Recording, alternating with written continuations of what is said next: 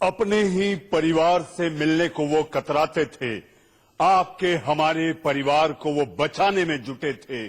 और इतना ही नहीं तो वो कोरोना से लड़कर अपने घर वापस जा रहे थे। वो कोई और नहीं, वो हमारे देश के स्वास्थ्य कर्मी, डॉक्टर, नर्सेस थे। जी हां, जमातियों को उकसाने वाला ऑडियो ये बताता है, ये दर्शाता है कि मौलाना साद सरकार के आदेशों के खिलाफ जमातियों को भड़काने में जुटा हुआ है। जी हां, और जमातियों की इस शर्मनाक हरकत पर कोरोना भी बोल उठा, अगर जमावड़ा लगाओगे तो मेरी जमात में आ जाओगे।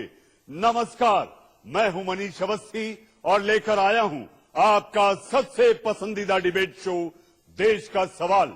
देश पर कोरोना का काल मंडरा रहा है। संक्रमण के आंकड़े रोजाना तेजी से बढ़ते जा रहे हैं, तो वहीं मौत के आंकड़े भी। सरकार संक्रमण को रोकने के लिए लॉकडाउन जैसा बड़ा फैसला लेती है, लेकिन कुछ लोग इसका मखौल उड़ाते हैं। वो सरेआम जलसा करते हैं और हजारों लोगों की जिंदगी को खतरे में डाल देते हैं। जी हां, हम बात कर रहे हैं निजामुद्दीन मरकज की, जहां मरकज लगाकर पहले लोगों की जिंदगी के साथ खिलवाड़ किया। यही नहीं, मरकज के आयोजकों पर आरोप है कि इन्होंने लोगों को भड़काया भी। बड़ी बात यह है कि मरकज में शामिल लोग जैसे ही देश के अलग अलग हिस्सों में लौटे, वहां से कोरोना के मामले सामने आने लगे, तो वहीं कई जगहों पर स्वास्थ्य कर्मियों पर, पुलिस पर हमले किए गए। आपके टीवी स्क्रीन पर ये 3 तस्वीरें निजामुद्दीन में बस पर चढ़ते, निजामुद्दीन में मरकज के ये वो जमाती हैं जो बस में चढ़कर जहां पर पहुंचे, वहां से खिड़कियों से लोगों पर थूकते नजर आए। थू है इनकी सोच पर। जी हां, दूसरी तस्वीर, देश में कोरोना फैलाने वाले ये जमाती जिस मरकज से बाहर निकले, देश के कोने कोने, गली गली, घर घर जाकर इन्होंने मौत बांटने का काम किया है। तीसरी तस्वीर, पुलिस और डॉक्टर्स पर हमले, इंदौर, रांची, मुजफ्फरनगर और ऐसे देश के अलग अलग शहरों में जहां जहां ये पहुंचे, इनकी कायराना हरकत आप टीवी स्क्रीन पर देख रहे हैं कि आखिर ये उस जमात से निकले, जी हां, जिसका मतलब तबलीगी धर्म का प्रचार प्रसार। मैं हैरान हूं कि आखिर कौन सा धर्म, कौन सा धर्मावलंबी इस तरह की घिनौनी, इस तरह की शर्मनाक हरकत कर सकता है, वो भी तब जब इंसानियत को बचाने के लिए एक सारा मुल्क, सारा संसार एक हो चुका है, कोरोना को हराना है। लेकिन ये अपनी हरकतों से बाज आते दिखाई नहीं दे रहे। मरकज के मौलाना मोहम्मद साद का वो वायरल ऑडियो सुनाते हैं, जिसमें साफ सुनाई दे रहा है कि वो कैसे कोरोना के खिलाफ जंग पर जहरीली जुबान जैसे निकालकर जहर उगल रहा है। आइए आप भी ध्यान से सुनिए इस इंसानियत के बर्बर चेहरे की उस आवाज को।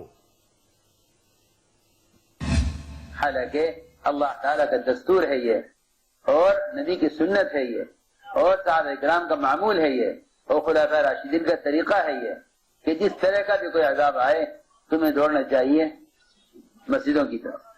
ये ख्याल बातिल ख्याल है, ये ख्याल बातिल ख्याल है कि मस्जिद में जमा होने से बीमारी पैदा होगी। ये ख्याल बिल्कुल बातिल ख्याल, ये ख्याल बिल्कुल बातिल हो। मैं कहता हूं, अगर तुम्हें तुम्हारे तजर्बे में ये नजर भी आ जाए कि मस्जिद में आने से आदमी मर जाएगा, तो इससे बेहतर मरने की जगह कोई हो नहीं सकती। सीधी बात। हाय हाय, सहाबा तमन्ना करते थे, काश दावत देते हुए मौत आवे, काश नमाज में मौत आवे। इन्हें नमाज में खतरात नजर आ रहे हैं, ये नमाज छोड़कर भागेंगे इसलिए ताकि अजाब हट जाए।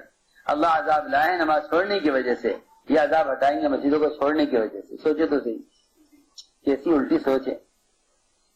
अल्लाह अजाब ला रहे मस्जिदों को छोड़ने की वजह से, ये अजाब हटा रहे हैं मस्जिदों को छोड़ने के जरिए से। कितनी उल्टी सोच है। ये शैतान का वहम और वसवसा है, और जितने अहले बातिल हैं वह ऐसे मौके से फायदा उठाकर कहते हैं। आपके देश में अलग अलग हिस्सों में हमले की तस्वीर दिखाते हैं कैसे यहां लॉकडाउन तोड़ने वाले लोगों ने पुलिस को अपना निशाना बनाया, तो कहीं संक्रमित लोगों को लेने पहुंची स्वास्थ्य कर्मियों की टीम पर लगातार हमले होते रहे। आपके टीवी स्क्रीन पर इंदौर में, जी हां, इंदौर मध्य प्रदेश का मिनी बॉम्बे, देश में मुंबई के बाद आर्थिक रूप से मध्य प्रदेश का यह इंदौर शहर मिनी बॉम्बे कहा जाता है, जहां पर मध्य प्रदेश में सबसे ज्यादा संक्रमित मरीजों की संख्या है। मुजफ्फरनगर पुलिस के साथ मारपीट, रामपुर पुलिस पर अटैक, मधुबनी पुलिस पर पथराव, डंडे, लाठी, पत्थर, और पत्थर यही नहीं, छतों पर खड़े होकर लोगों ने इन स्वास्थ्य कर्मियों पर, इन कोरोना वॉरियर्स पर बरसाए हैं।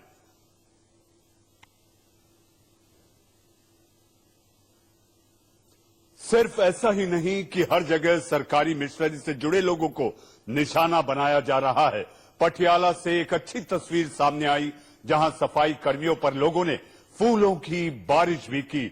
आपके टीवी स्क्रीन पर स्वास्थ्य कर्मियों पर पत्थर बरसाते इंदौर के वो नालायक, निर्लज्ज लोग जो इस तरह से स्वास्थ्य कर्मियों, कोरोना वॉरियर्स पर पत्थर बरसा रहे हैं। वहीं दूसरी तस्वीर जहां सफाई कर्मियों पर आप देख सकते हैं कि किस तरह से फूल मालाएं पहनाई जा रही हैं और ऊपर से छतों से फूल बरसाए जा रहे हैं।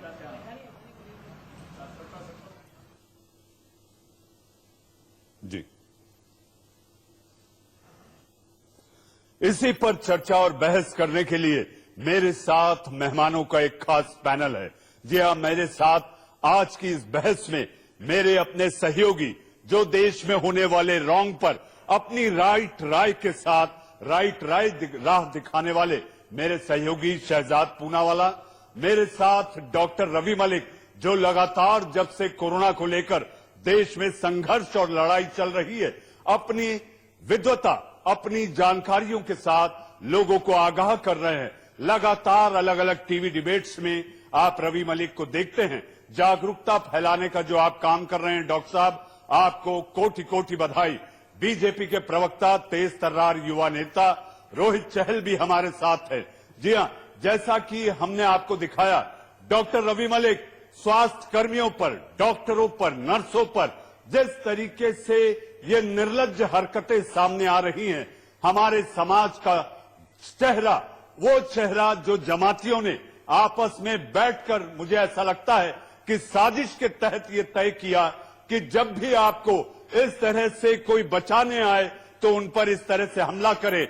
अगर आप मोहम्मद साद का एक और ऑडियो सुने तो मुझे डॉक्टर नौशाद अली, एक शायर हैं, उनकी मुझे नज्म याद आती है, अपने बुलंद होने पर जिन्हें गुरूर था, आई मौत सामने नजर तो बौने हो गए। Doctor Ravi Malik, India News आपकी स्वास्थ्य कर्मियों, कोरोना वॉरियर्स को सलाम करता है। देखिए, सबसे पहले तो मैं आपका बहुत शुक्रगुजार हूं, हमारी पूरी कम्युनिटी आपकी पूरी शुक्रगुजार है कि आपने इस मुद्दे को उठाया। आज सुबह से हम सब डॉक्टर, स्वास्थ्य कर्मी, पैरामेडिकल स्टाफ, ये डॉक्टरों और पैरामेडिकल स्टाफ और हमारी नर्स बहनों के ऊपर जो हमले हो रहे हैं उसको लेके बहुत परेशान थे कि ये हो क्या रहा है। एक तो हम अपनी जान के ऊपर खेल के इनको बचाने के लिए जा रहे हैं और उसके बाद हम ही को पीटा जा रहा है, हम ही को थूका जा रहा है, हमारे ऊपर पत्थरबाजी हो रही है, हम अपनी जान बचा के भाग रहे हैं। आज बताइए, हर व्यक्ति घर के अंदर सहमा हुआ बैठा है, अपनी सड़क पे जाने से भी डर रहा है कि मुझे कोरोना हो जाए, और हम कोरोना के मरीजों के पास जाते हैं, शहीद होने के लिए जाते हैं और हम अपनी पूरी जान को हथेली पे लेके वहां पर जाते हैं। क्या ये बर्ताव होना चाहिए? ये शर्मिंदगी है, ये बड़ा निंदनीय है, ये एक बड़ी डेंजरस सिचुएशन है और मैं तो कहूंगा ये आपराधिक है। इनके ऊपर आपराधिक मामले होने चाहिए, इनको सलाखों के पीछे होना चाहिए, ताकि भारतवर्ष में इस तरह के जितने भी और विचार वाले लोग हैं जो सोचते हैं कि डॉक्टर और नर्सों के ऊपर थूक के या हम पत्थर फेंक के वी विल गेट अवे, उनकी ये धारणा बिल्कुल खत्म हो जानी चाहिए। हम डॉक्टर्स, नर्सें जो है बड़े सॉफ्ट कॉर्नर्स हैं, हम बड़े सॉफ्ट हृदय के लोग हैं, अपनी जान पे हथेली लेके जाते हैं, हम आपके फरिश्ते हैं। कहना नहीं चाहिए हम फरिश्ते हैं आपके, अपनी जान पे खेल के आपको बचाते हैं। हमारे को हमारी हिपोक्रेटिक ओथ हमेशा याद रखती है, हम ह्यूमैनिटी के सेवक हैं, लेकिन इसका मतलब ये नहीं है कि हमारा स्वागत आप पत्थरों से करें। हम आपके बच्चों की जानों के लिए आते हैं, हम आपके बुजुर्गों की जानों के बचाने के लिए आते हैं, हम आपकी जानें बचाने के लिए आ रहे हैं। हमें मालूम है कि हमारा देश अगर तीसरे चरण में चला जाएगा तो बड़ी त्राही त्राही हो जाएगी। अभी मैं एक नेशनल चैनल से आ रहा हूं जहां पे एक यूके से एक स्पेशलिस्ट आए हुए थे, उन्होंने कहा हमारी छोटी सी कंट्री में 30,000 लोगों को हो गया है। अमेरिका के एक स्पेशलिस्ट है, वो कहते हैं 900 लोग हर रोज मर रहे हैं, 900 लोग हर रोज मर रहे हैं अमेरिका में। अमेरिका जैसी स्ट्रांग इकोनॉमी, हम लोग क्या है, हमारी इकोनॉमी उतनी स्ट्रांग नहीं, हम डेवलपिंग इकोनॉमी है, हम लोग क्यों ऐसी केयरलेस हरकतें कर रहे हैं। मैं आपका बड़ा शुक्रगुजार हूं और आपकी चैनल और आपको धन्यवाद दूंगा इस मुद्दे को उठाने के लिए। जी डॉक्टर साहब, मैं बहस के अगले पड़ाव में भी आपसे एक तमाम सवाल है कि आखिर ये जो जमावड़ा लगा था और ये देश के गली गली शहर शहर जाकर किस तरह से इस संक्रमण को फैलाने का काम इस जमात के लोगों ने किया है, इस पर भी मैं आपसे चर्चा करूंगा कि आखिर ये कितना गंभीर मसला है। मेरे साथ शहजाद पूनावाला है। शहजाद, मौलाना साद, मुझे तो मौलाना कहने में भी शर्म आ रही है। ये मोहम्मद साद कोरोना क्रिमिनल है। बिल्कुल, ये कोरोना क्रिमिनल है और इस कोरोना क्रिमिनल के कारखाने से निकले कोरोना फिदायीन हैं।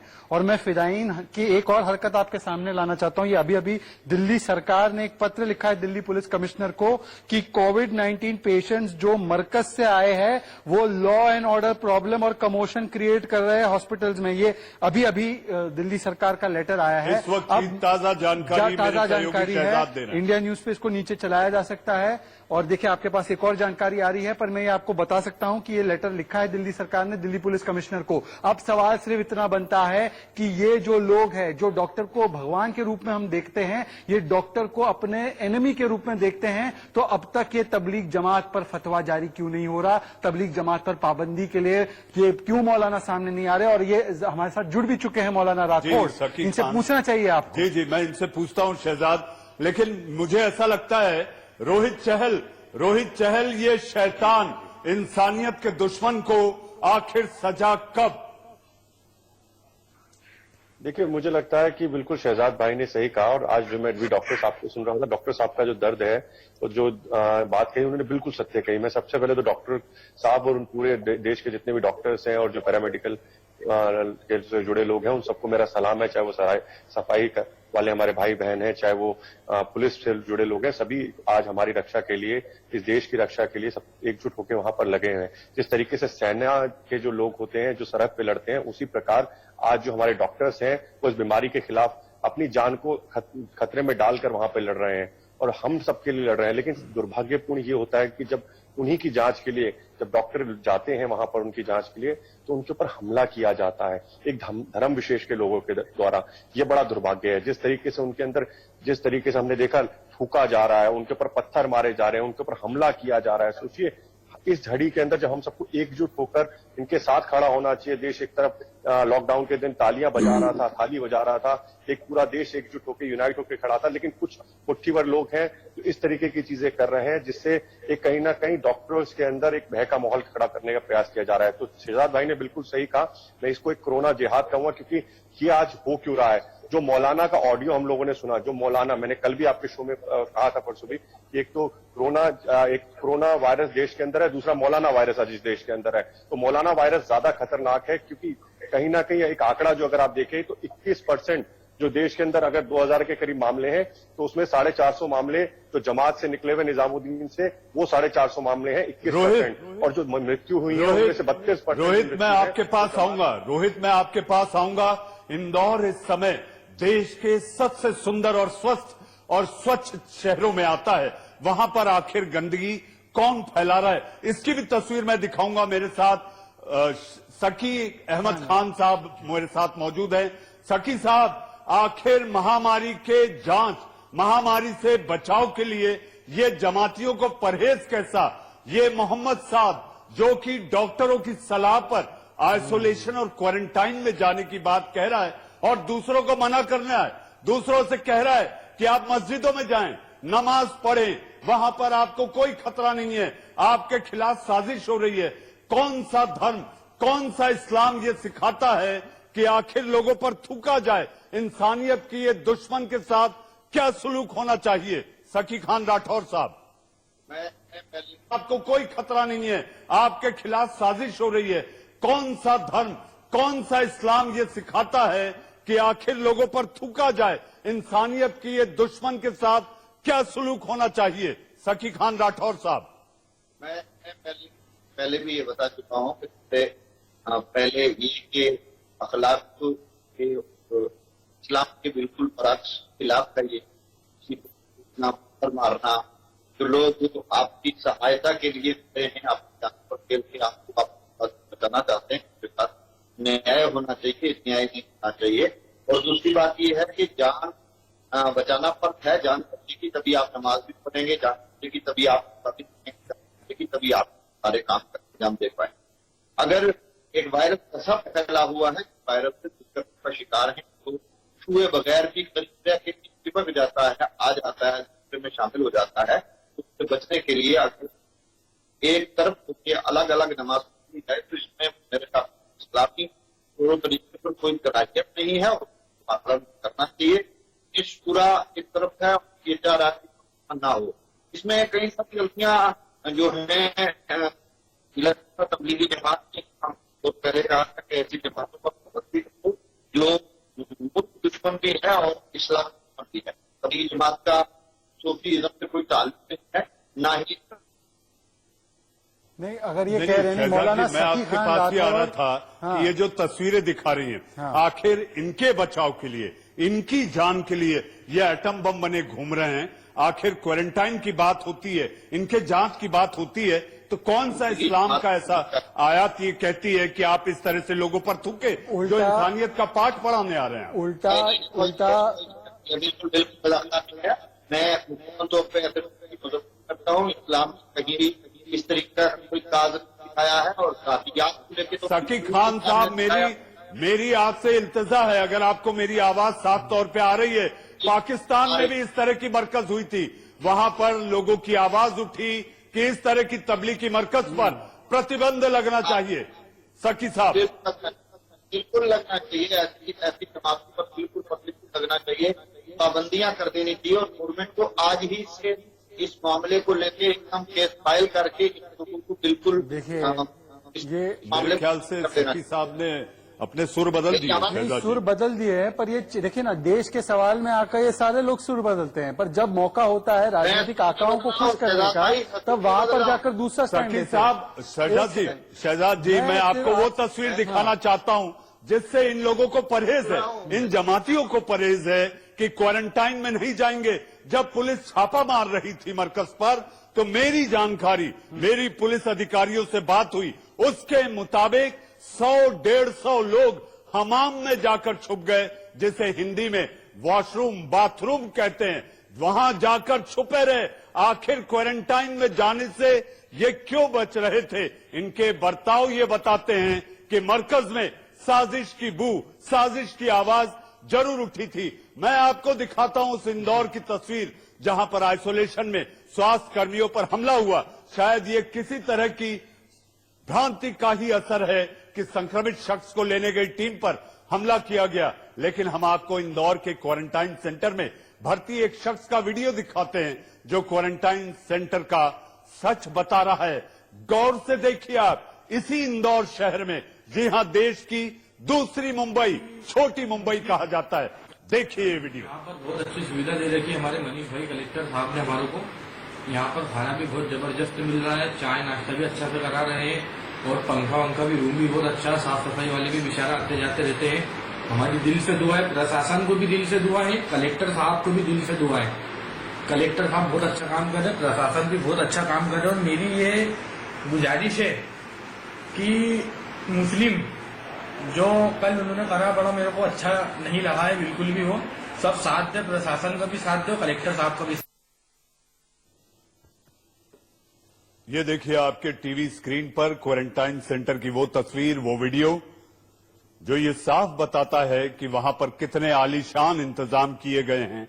जो भी मरीज वहां पर कोरोना पॉजिटिव पहुंचता है, तो आखिर उसके रहने, ठहरने और उसके उपचार के दौरान का ये नजारा आपके टीवी स्क्रीन पर।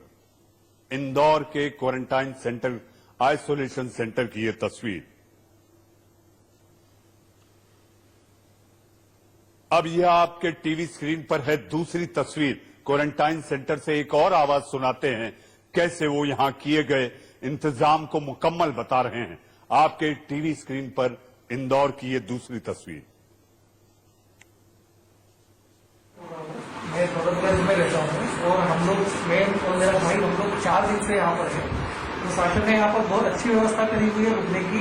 मेरा आप सब लोग से गुजारिश है कि जो आपको प्रशासन बोल रहा है वहाँ से यहाँ आने के लिए आप बेझिझक बिना डरे यहाँ आइए। यहाँ पर प्रशासन ने बहुत अच्छी व्यवस्था कर रखी है। खाने वगैरह में कोई प्रॉब्लम है? खाना वगैरह भी बिल्कुल टाइम पे सब कुछ मिल रहा है। बस मेरी आपसे यही गुजारिश है कि जो प्रशासन बोल रहा है ऐसा आप करके आइसोलेशन सेंटर में आइए। अच्छी व्यवस्था है यहाँ पर। हाँ, ये वबा क्या एक अफवाह है या हकीकत है? इसके बारे में आप क्या बोलेंगे? आप फार्मेसी कहेंगे, आप ज्यादा जानते हैं। ये जो है ये ऐसी बीमारी है जिसका जो कि एक दूसरे को छूने से फैलती है। तो उसके लिए जो बचाव का तरीका ये है कि हम जितनी ज्यादा हमारी सोसाइटी से, हमारे मोहल्ले से बाहर निकलेंगे उतना ज्यादा जो दूसरा लोग हैं वो उसको फैलने से बचेंगे। तो एक तरह से ये बीमारी को फैलने से बचाने का तरीका है जो कि गवर्नमेंट ने किया है। इसलिए मेरी आप सबसे गुजारिश है कि जो भी परिवार इससे संक्रमित है वो आइसोलेशन सेंटर में आए और बाकी लोगों को भी इस बीमारी से संक्रमित होने से बचाएं। अस्सलाम वालेकुम। मैं मोहम्मद आदिल सन ऑफ नियाज अहमद, दौलतगंज रानीपुरा से। मुझे यहाँ क्वारंटाइन में लाया गया है मथुरा महल में। पिछले 4 दिन से मैं यहाँ हूँ। अल्हम्दुलिल्लाह यहाँ पे फैसिलिटी बहुत अच्छी है। हमें 2 टाइम खाना मिल रहा है, रूम भी अच्छे हैंगे और इंटरनल लेट बात हैगी, बाकायदा पंखा भी हैगा यहाँ पे। कोई दिक्कत नहीं है यहाँ पे किसी भी साथी को। आप भी मेरे साथियों से बात कर सकते हैं। मेरे पड़ोसी हैं। आपका नाम? आफरीदी।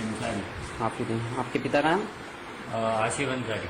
आपको कैसा लगा यहाँ पे रुक करके? अच्छा लग रहा है। कोई परेशानी है आपको? नहीं, कोई परेशानी नहीं। खाना कैसा मिल रहा है आपको यहाँ पे? अच्छा मिल रहा है। अच्छा मिल रहा है।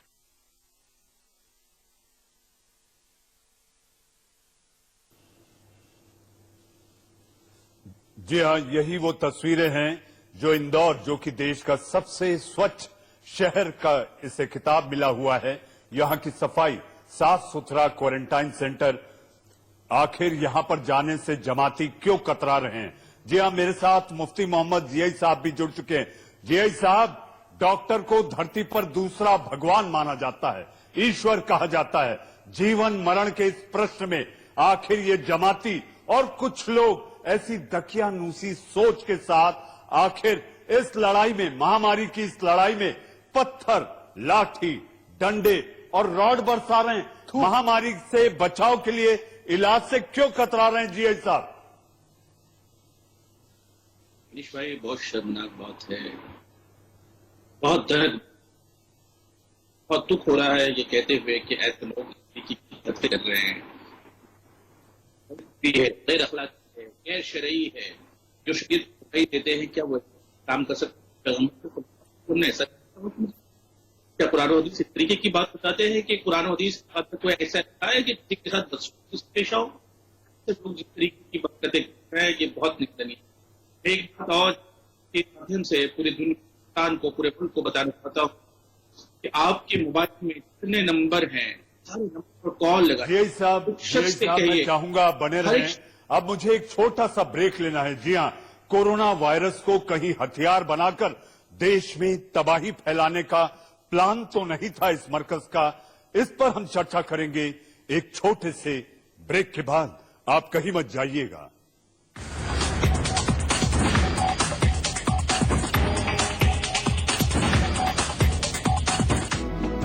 Powered by Experience पहुंचाता है, वो पूरी इंसानियत को एक तरीके से खतरे में डालता है। पर जो मुल्ला का इस्लाम फॉलो कर रहा है वो सोनिया गांधी, उमर अब्दुल्ला के निर्देश पे चल रहा है। देखिए, आज ना सोनिया गांधी के मुंह से निकला लॉकडाउन पे सियासत हो गई, उल्टा हमला हो गया, सवाल हो गए, सरकार पर हमला हुआ। सरकार पर हमला कर रहे हैं। पर जो कोरोना वॉरियर पर कोरोना रावण बनकर रामनवमी के दिवस पर हमला कर रहे हैं, उनके बारे में एक शब्द सोनिया गांधी, उमर अब्दुल्ला, कविता कृष्णन, वाम दल, कोई किसी के मुंह से नहीं निकल रहा। मौलाना को भेज देते हैं डिबेटों पर, मौलाना आकर चाशनी वाली बातें कर जाते हैं और फिर आकाओं को खुश करने के लिए समाज को गुमराह करते हैं। कहां है फतवा इनके खिलाफ? तबलीग जमात के खिलाफ अभी तक एक फतवा नहीं निकाल पाए। ये इतने मुफ्ती जियाई इतने कमजोर है क्या? एक फतवा निकाल दे कि ये तबलीग जमात पर हम प्रतिबंध लगाने के लिए मांग करते हैं, एक फतवा नहीं निकल रहा। जियाई साहब, शहजाद पूनावाला ने ये आप पर बहुत बड़ी बात कही है। अगर पाकिस्तान में इस तरह की मरकज लगी थी तो वहां पर प्रतिबंध की बात उठी है, वहां पर प्रतिबंध लगाए जाने को लेकर गुहार है। तो आखिर आप जैसे बुद्धिजीवी विद्वान लोग क्यों शांत बैठे हैं, ये जानते हुए कि यहां पर साजिश की बू रची जा रही थी? मनीष भाई बहुत ही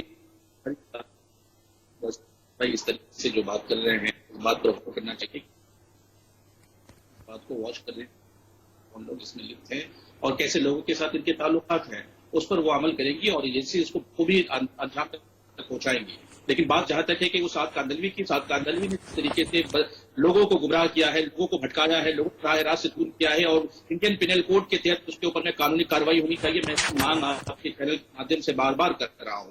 लेकिन आज प्राइम मिनिस्टर ने जो बातें की उसके पर मैं दो बातें जरूर कहना चाहूंगा भाई। प्राइम मिनिस्टर जिस खूबसूरती के साथ आज बात की है कि उनको अपील और आह्वान करना चाहिए। जी साहब, आप अभी भी ये कहने से बच रहे हैं कि इन पर प्रतिबंध लगना चाहिए। जी साहब, आखिर आप क्यों बच रहे हैं? अगर आप देश प्रेमी हैं, संकट की इस घड़ी में अगर आपको लगता है तो इन पर कार्रवाई के साथ साथ इनके संगठन पर भी प्रतिबंध होना चाहिए। जी साहब, कह दीजिए आप। इन पर कार्रवाई होनी चाहिए। कोई भी धर्मगुरु इस बात का इनकार नहीं कर सकता है, चाहे वो किसी भी किस्म का, किसी भी समुदाय का, किसी भी उम्र का, किसी भी फिरके का हो। हर एक शख्स कह रहा है कि इसने गलती की है, उस गलती की सजा उसको मिलनी ही चाहिए। हमसे भूल हुई है, इसे एक्सेप्ट करने में लोगों को प्रेस नहीं करना चाहिए। लेकिन साहब, हम जो कहना चाह रहे हैं, मुल्क त्रासदी में है, मुल्क तकलीफ में है, मुल्क के लोग परेशान। आपसे अपील करवाइए लोगों से, ना कि मुल्क के लोगों को परेशान करने के ठेकेदार ऐसे धर्मावलंबी हैं। जी साहब, मुल्क को परेशान करने के ऐसे ठेकेदार जो घूम घूम कर कोरोना बांटने का काम कर रहे हैं, घूम घूम कर कोरोना फैला रहे हैं। इस हथियार से ये देश में तबाही फैलाना चाहते हैं। मेरे साथ रोहित चहल भी है। रोहित, इस तरह के धर्मावलंबी खुद को प्रचार प्रसार की बात करते हैं, 6 महीने के टूरिस्ट वीजा पर आते हैं और देश के कोने कोने में जाकर दुनिया भर से आने वाले लोग यहां पर इस तरह की साजिश रचते हैं। सरकार को क्या कदम उठाना चाहिए? रोहित, देखिए, ये टूरिस्ट वीजा नहीं, ये टेररिज्म के नाम पे वीजा लेकर आए थे। जिस तरीके से आज इन्होंने आतंक देश के अंदर, और जिस तरीके तालिबानी, जो कल मुझे लगता है मुख्तार जी ने भी कहा, तालिबान से ज्यादा खतरनाक काम इन्होंने किया है टूरिस्ट वीजा लाकर यहाँ पर। और खास करके जमात की बात करें, देखिए जमात का 26/11 में जो हमला हुआ उसके अंदर भी हाथ था, लंदन बॉम्बिंग के अंदर में जो हुई वहां पर भी इनका हाथ था। तो इनके ऊपर तो मुझे लगता है कड़ी कार्रवाई होगी, आप निश्चिंत रहिए। लेकिन महत्वपूर्ण विषय यह है, देखिए मैं आज सोनिया गांधी जी को सुन रहा था, हैरानी मुझे बिल्कुल इस चीज को, शहजाद भाई ने बहुत बिल्कुल सही बात कही। एक बार भी उनके मुंह से ये नहीं निकला कि इनसे कहें कि भैया इस तरीके की चीजें ना करें, लोग घरों में रहे। लेकिन उन्होंने ये बात कह दी कि तैयारी नहीं थी। राहुल जी और सोनिया जी कह रही हैं, सोनिया जी का बहुत सम्मान है, लेकिन सोनिया जी इटली से आती है। मैं एक जानकारी छोटी सी आपके माध्यम से देना चाहता हूं। देखिए, पहला केस 30 तारीख को भारत में आया था कोरोना वायरस का, और 31 जनवरी को, पहला 30 जनवरी को भारत में आया था, 31 जनवरी को इटली में आया था। आज तक इटली के अंदर 13,400 लोगों की मृत्यु हो चुकी है इटली के अंदर, जो सेकंड नंबर पे हेल्थ पे। भारत के अंदर आज भी अगर आप देखें तो जिस तरीके का आंकड़ा है, 50 के करीब लोगों की मृत्यु, एक भी मृत्यु होती है दुखद है, लेकिन हम लोगों की तैयारी थी। और अगर हम लॉकडाउन नहीं करते तो सोनिया जी, ये समझ लीजिए जहां से आई है सोनिया जी, उनके इटली का क्या हाल है। तो मोदी जी ने, मोदी सरकार ने, हमारे डॉक्टर्स ने, हमारा पैरामेडिकल्स ने, सभी लोगों ने मिलकर, पूरे देश ने एकजुटता के साथ तैयारी की, इसलिए हम लोगों ने इसको रोका है। लेकिन जमात जैसे लोग जो है, जमात के जो लोग हैं, जो जिस तरीके से पूरे देश के अंदर एक कोरोना जिहाद या कोरोना वायरस के नाम पर जो एक पूरा आतंक मचाने के ऊपर लगे हैं, इनके ऊपर रोक लगाने की जरूरत है। आप देखते रहिए, क्योंकि रोहित, मैं आपको रोकना चाहूंगा। रोहित, मैं आपको रोकना चाहूंगा। इंदौर हो गया, हैदराबाद हो गया, ऐसे विकसित शहरों में अगर इस तरह की दकियानूसी सोच पैदा हो रही है तो मुझे ऐसा लगता है ये खतरे का संकेत है। रोहित जी, देखिए बिल्कुल खतरे का संकेत है, क्योंकि देखिए हम लोगों को समझना पड़ेगा, इसमें जाति धर्म सबसे ऊपर उठ के, और ये किसी, आज इंग्लैंड के अगर प्रधानमंत्री को भी होता है तो वहां के राजा को भी होता है, स्पेन की राजकुमारी को भी हो जाता है, उनकी मृत्यु हो जाती है। तो ये धर्म देखते हो, ईरान के अंदर किस तरीके से आप देखिए हजारों लोगों की वहां पर जान जा चुकी है अब तक। तो ये धर्म देख के नहीं हो रहा कि भैया इसको धर्म देख के हो रहा है। तो ये जो दकियानूसी लोग हैं, मुझे लगता है इनकी मजम्मत नहीं करने की जरूरत है, इनकी मरम्मत करने की जरूरत है। जो भी लोग इस तरीके की चीजें कर रहे हैं, चाहे वो इंदौर में कर रहे हैं, मुंबई में कर रहे हैं, बेंगलोर में कर रहे हैं, बिहार में कर रहे हैं, उनकी मजम्मत करने की जरूरत नहीं है, मरम्मत करने की जरूरत है। और अब मैं सरकारों से एक छोटी सी बात 10 सेकंड और लूंगा मनीष जी। मुझे लगता है जो जमात के लोग हैं, मरकज के लोग हैं, इनकी जो प्रॉपर्टी है उसको बेच के इनका इलाज होना चाहिए। ये इनको कोई हक नहीं है कि हमारे जो टैक्स पेयर का कर दीजिए ना, आपको किससे रोका है? सरकार आपकी है। रोहित आपको किससे रोका है? कर दीजिए, सरकार आपकी है, सरकार सब कुछ कर सकती है। अगर ये लिप्त पाए जा रहे हैं और जैसा कि कहा जा रहा है कि निजामुद्दीन औलिया की दरगाह के पास, उस सूफी दरगाह के पास, सूफी मजार के पास अगर इस तरह की हरकत और सोच पनप रही थी तो सरकार आखिर किस बात का इंतजार कर रही है? एनएसए अजीत डोभाल जाते हैं, समझाते हैं, लेकिन इनके कान में जू नहीं रेंगती। रोहित किससे रोका है? आपको करिए।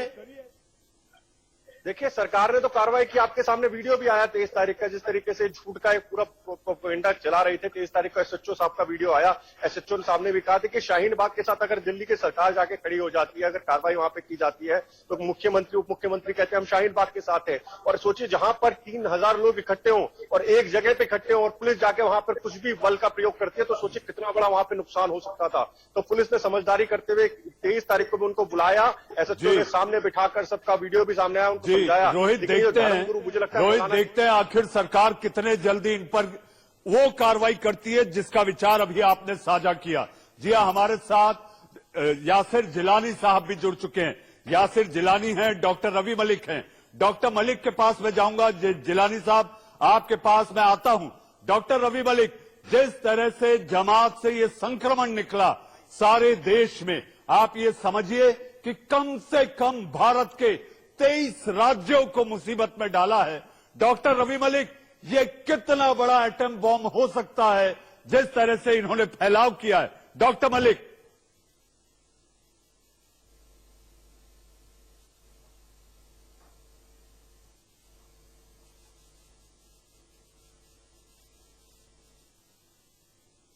डॉक्टर मलिक की आवाज नहीं आ रही किसी तकनीकी खामी के कारण। यासिर जिलानी साहब, मरकज में साजिश की बू पनप रही थी। वहां साजिश रची जा रही थी कि भारत को कोरोना से जब सारा देश लड़ रहा था, इस संक्रमण से लड़ रहा था, वहां पर विचार, वहां पर सोच और वहां पर राय बन रही थी कि इस संक्रमण को कैसे देश में फैलाया जाए।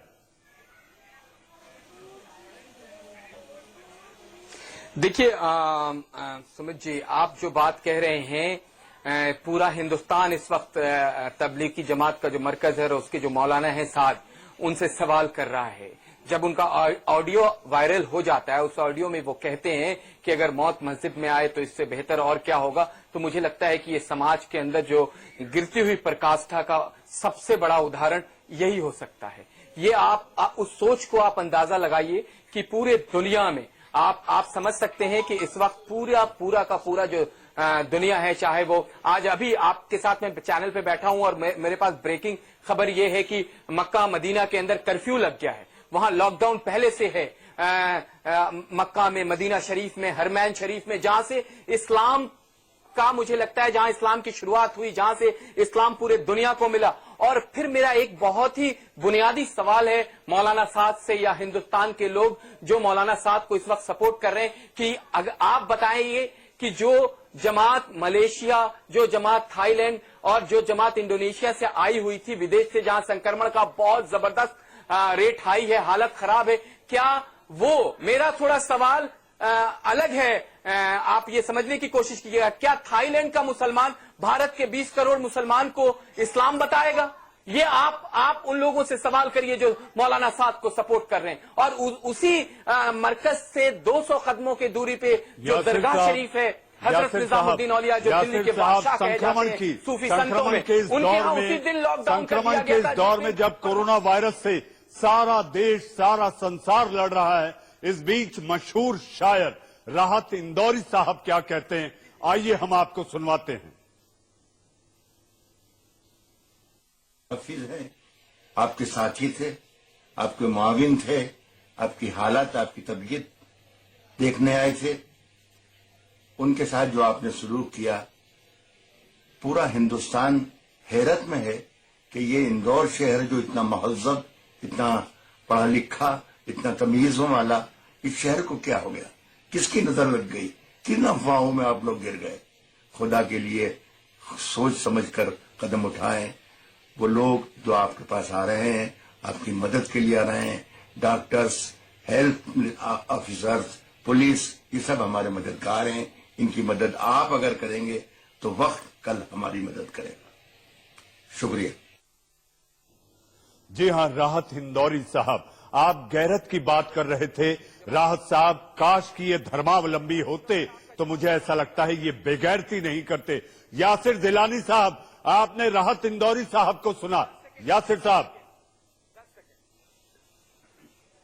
जी, मुझे बेहद अच्छा लगता अगर राहत इंदौरी साहब आज तबलीग के जो मौलाना हैं, मौलाना साद के लिए कुछ कहते। मौलाना साद ने जो नफरत फैलाई है उसी का एक छोटा सा उदाहरण इंदौर में देखा गया है, मुजफ्फरनगर में देखा गया है, मधुबनी में देखा गया है, रामपुर में देखा गया है। ये जो डॉक्टर्स हैं राहत इंदौरी साहब, मैं आपके माध्यम से उन्हें बताता हूं कि ये डॉक्टर्स इस वक्त खुदा के रूप में हैं और खुदा ने आपकी जान को, आपके जान को तंदुरुस्त रखने के लिए उनको भेजा है और आप उनके ऊपर थूकते हैं, उन पे पत्थर मारते हैं। मुझे धिक्कार कहने का इस वक्त मैं धिक्कार बोलूंगा क्योंकि मैं इस वक्त अंदर से नाराज हूं। यकीन मानिए कि जब मैं सुन रहा था, वहां की एक वीडियो मेरे सामने आई थी कि एक आशा की कार्यकर्ता, कुछ डॉक्टर्स इसलिए इंदौर के उस छोटे से हलके में गए थे कि वहां पे कोई संक्रमण का एक केस का शक हुआ था, उसको चेक करने के लिए वो आपकी हिफाजत के लिए जा रहे हैं, वो आपके लिए, आपको तंदुरुस्त रखने के लिए जा रहे हैं और आप उनके ऊपर पत्थर बरसा रहे हैं। ये इस्लाम नहीं कहता है, ये इस्लाम नहीं, इस्लाम जो हमने सीखा है उसने नहीं सिखाया है। ये बेहद नाजुक घड़ी है और मैं तमाम रिलीजियस लीडर से कहूंगा कि वो मौलाना साद को आगे हिदायत दें कि वो बाहर आए और बाहर आके अपने लोगों को अनाउंस। जिलानी साहब, इनकी बेगैरती देखिए, इनकी बेगैरती देखिए कि अभी भी ये छुपे छुपे फिर रहे हैं। ये नहीं कि सरकार के पास जाकर, सरकार ने आइसोलेशन सेंटर बनाए, सरकार ने क्वारंटाइन सेंटर बनाए, वहां जाकर अपना इलाज करवाएं। बनिस्बत ये अभी भी छुपने की कोशिश कर रहे हैं, अभी भी जगह जगह छुपे मारे फिर रहे हैं। आखिर इस सोच को लेकर इनसे ज्यादा निर्लज, इनसे ज्यादा बेगैरत कोई नहीं। मुफ्ती मंजूर जियाई साहब, आपको क्या लगता है कि अब मोहम्मद साद को सामने आ जाना चाहिए और खुद को पुलिस के हवाले कर देना चाहिए?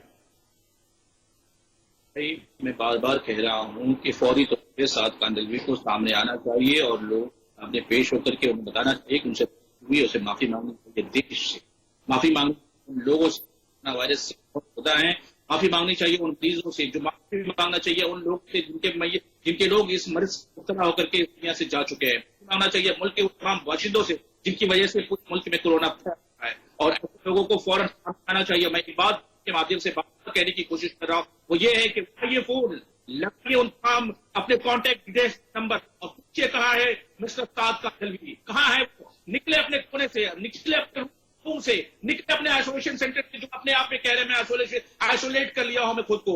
मैं सबसे अपील करता हूं अपने डायरेक्ट में लगाए हुए सारे नंबर्स पर कॉल करके पूरे हिंदुस्तान के लोगों को खबर है, वो जिधर भी है वो सामने आए और बाहर निकल करके अपने मुल्क से लोगों से माफी। जियाई साहब, मेरा आपसे सवाल ये है कि आप प्रधानमंत्री से मिलकर आते हैं, प्रधानमंत्री से मिलने के बाद आप खुद प्रधानमंत्री जी को एक चिट्ठी क्यों नहीं लिख देते कि इन पर प्रतिबंध लगा दिया जाए, इस संगठन पर पाबंदी लगा दी जाए? एक चिट्ठी लिख दीजिए।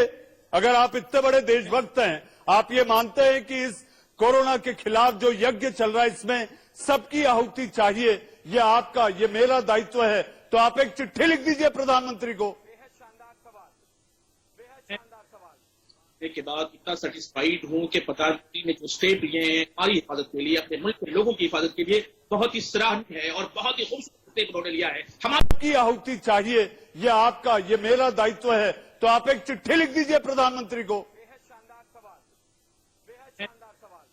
के बाद इतना सेटिस्फाइड हूं कि प्रधानमंत्री ने जो स्टेप लिए हैं हमारी हिफाजत के लिए, अपने मुल्क के लोगों की हिफाजत के लिए, बहुत ही सराहनीय है और बहुत ही खूबसूरत स्टेप उन्होंने लिया है, हमारे बचाव के लिए लिया है। ऐसे वक्त में हम प्रधानमंत्री के साथ और उनसे अपील करते हैं, आपके माध्यम से अपील करते हैं किसी भी खाती को बख्शा न जाए। मैं उनसे कहता हूँ आपके माध्यम से, सर अगर आप कर रहे हैं मुझे, किसी भी खाती को, किसी भी गुनहगार को किसी कोने में छुप जाए उसे बिल्कुल ना छोड़ा जाए, उस पर ही सख्त कार्रवाई हो। जिसके एक दफा एक कत्ल करने वालों पर होता है। ऐसी जी रोहित चहल अगर आप मुफ्ती मंजूर DI साहब को सुन रहे थे तो इनको मंजूर है सरकार कार्रवाई करे। आपके भी जो विचार थे कि इनकी प्रॉपर्टीज, इनकी जितनी जमीन जायदाद है उसको सील कर देना चाहिए, तो अब देरी नहीं होनी चाहिए। रोहित, करने की जरूरत नहीं है, अब इनकी मरम्मत करने की जरूरत है और मरम्मत होगी, आप निश्चिंत रहिए। आज जो देश जिस विपदा में है और इस विपदा में सबको एकजुट होकर साथ में खड़ा होना चाहिए। जिस तरीके से अभी जो मैं काजिम साहब को सुन रहा था उन्होंने बिल्कुल सही कहा, लेकिन मौलाना जी की जो बात की, जो एक तरीके कहते हैं ना जमात के जो लोग हैं पूरे देश भर में फैले हैं, क्योंकि जो सूफी समाज है वहाबी समाज है, तो वहाबी समाज के द्वारा जिस तरीके से पूरा एक जहर जो खुला जा रहा है, सूफी समाज जिससे लोग जो है, जो निजामुद्दीन दरगाह भी जिससे जुड़ी हुई है, ऐसे लोग तो अमन शांति चाहते हैं और चाहते हैं चीजें रहें। तो मुझे लगता है इनको इस चीज से बाहर निकल के, और कल प्रधानमंत्री जी फिर एक मुझे लगता है एक वीडियो के द्वारा मैसेज देना चाहते हैं। सभी लोगों से मेरा आग्रह है, कल सुबह 9 बजे एक मैसेज के द्वारा प्रधानमंत्री जी वीडियो मैसेज के द्वारा जनता को फिर एक मैसेज देंगे, तो आप सबसे आग्रह है कि उसको जरूर सुने। और प्रधानमंत्री जी चाहे हमारे मेडिकल के जो स्टाफ हैं, चाहे डॉक्टर्स हैं, चाहे पैरामेडिकल, रोहित आपको लगता है कि इस तरह से दुनिया भर से आने वाले धर्म का प्रचार प्रसार करने वाले अगर मिशनरी होते तो कोई बात थी, इन्हें टूरिस्ट वीजा नहीं दिया जाना चाहिए और ऐसे लोगों को टूरिस्ट वीजा रद्द कर देना चाहिए? मनीष जी, टूरिस्ट वीजा तो बिल्कुल रद्द हो चुका है और आप निश्चिंत रहिए, इनके ऊपर कार्रवाई भी की जाएगी। सिर्फ वीजा रद्द नहीं होगा, जो ये लोग हैं इनको अभी क्वारंटाइन में रखा गया है, उसके बाद इनके ऊपर कार्रवाई भी की जाएगी क्योंकि इन्होंने उल्लंघन किया है। तो रोहित, हमारे साथ डॉक्टर रवि मलिक भी बने हुए हैं। चलिए उम्मीद करते हैं कि इन देशद्रोहियों के खिलाफ सजा होगी और कड़ी सजा दी जाएगी और बिल्कुल बख्शने का काम नहीं करेगी सरकार। ये बात वो चीज समझ ले, वो मानवता के दुश्मन है, चाहे वो किसी भी धर्म से हो। जी यासिर जिलानी साहब, मानवता के इन दुश्मन, इंसानियत के इन दुश्मनों पर आखिर कार्रवाई कब और कितना इंतजार? क्वारंटाइन के बाद या उसके पहले ये कह दिया जाए कि तबलीगी मरकज भारत में, उस पर प्रतिबंध लगाया जाता है? देखिए, भारत सरकार के जो अखिलियती मंत्री हैं, अल्पसंख्यक मंत्री मुख्तार अब्बास नकवी साहब, उन्होंने बहुत सख्ती से संज्ञान लिया है। मैंने देखा है, मैं कल से उनको देख रहा हूं तमाम चैनल्स पे जो उनके संदेश आए हैं। मुझे लगता है कि ये मामला बेहद सीरियस है और जिस तरीके से हमारे अल्पसंख्यक मंत्री मुख्तार साहब ने संज्ञान लिया है, तो सरकार को बेहद जल्दी इस पे बड़ी और कड़ी कार्रवाई करके नजीर पेश करना होगा, क्योंकि जैसे जैसे ये मामला ज्यादा लिंगर होगा, ये जो इंदौर में और मधुबनी में और मुजफ्फरनगर में जो इस तरह के आपको वीडियो और कांड देखने को आ रहे हैं कि हमारे हेल्थ कर्मियों के साथ किस तरह का दुर्व्यवहार जो लोग कर रहे हैं, वो मुझे लगता है कि उसमें कमी आएगी। लेकिन आज मुझे एक चीज और अच्छी लगी, जो हमारे मध्य प्रदेश के मुख्यमंत्री हैं शिवराज सिंह चौहान, मैं उनका भी शुक्रिया कहूंगा कि उन्होंने कहा है कि बेहद सख्ती के साथ उनके ऊपर कार्रवाई की जाएगी जिन लोगों ने डॉक्टर के ऊपर थूका है और पत्थर मारा है। इसी तरीके से मौलाना साहब के ऊपर मौलाना साहब बचेंगे तो नहीं। इसी तबलीगी का इतिहास भी है कि इनके जो, आप ये देखिए कि आतंकी संगठनों से इनके जो लिंक्स पाए गए हैं, इसके पहले भी ये अपने आप में पर्याप्त है इन पर प्रतिबंध लगाने के लिए। बॉम्बिंग से लेकर सारी जगह इनका लिंक पाए गए, इनका हाथ रहा है। मैं 10 सेकंड में आपको बता दूं कि यही मौलाना साद जो हैं, उसी तबलीगी जमात के मरकज में अपने बुजुर्गों को, अभी ज्यादा पुराना दिन नहीं है, अपने बुजुर्गों को, मौलवी जियाई साहब जानते हैं इस बात को, अपने बुजुर्गों को इन्होंने जूतों से और डंडों से मारा और मरवाया वहां के गुंडों से।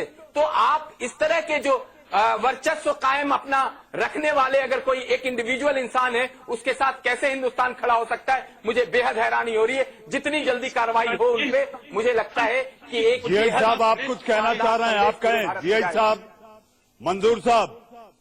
तो मैं मनीष भाई कोई भी मुसलमान का, कोई भी हिंदुस्तान का मुसलमान ऐसे अपराधियों के साथ खड़ा नहीं है, लेकिन इस तरीके से आप इस बात को समझने की कोशिश करें कि मुसलमानों का पूरा ग्रुप उनके साथ नहीं है, मुसलमान उनके साथ नहीं है। ये दुनिया भर के कहां के भी लोग उनके साथ अगर आते हैं, वो चुनिंदा लोग हैं और वो चुनिंदा लोगों का वो जिम्मेदार है।